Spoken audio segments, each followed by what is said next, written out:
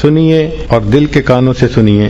نبی علیہ الصلوۃ والسلام کی یہ حدیث مبارکہ ہے جس کو منذر رضی اللہ عنہ نے روایت کیا، یہ صحابی ہیں، اور یہ حدیث مبارکہ طبرانی شریف میں بھی ہے، مجموع الزوائد میں بھی۔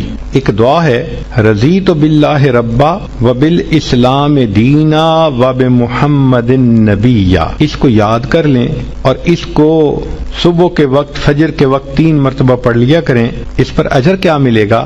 سبحان اللہ، حدیث کو پڑھ کے دل باغ باغ ہو جاتا ہے، دل خوش ہو جاتا ہے اور جی چاہتا ہے کہ زندگی کے آخری دن تک ہم اس عمل کو کرتے رہیں، کبھی چھوڑیں گے نہیں۔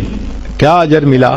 منظر اللہ عنہ فرماتے ہیں کہ نبی السلام نے فرمایا کہ جو شخص اس فکرے کو دن میں 3 مرتبہ پڑھے گا، میں اس کو ہاتھ پکڑ کر جنت میں داخل کرنے کا ذمہ دار ہوں گا۔ اللہ اکبر کبیرہ۔ واقعی اللہ کے حبیب صلی اللہ علیہ وسلم نے تو حق ادا کر دیا۔ یہ تو ہماری کوتاہیاں ہیں، ہماری نالائکیاں ہیں، ہم ان اعمال کو کرتے نہیں اور پھر سر پہ گناہوں کے بوجھ بڑھاتے جا رہے ہیں، شیطان کے ہاتھوں بے وقوف بنے پھرتے ہیں۔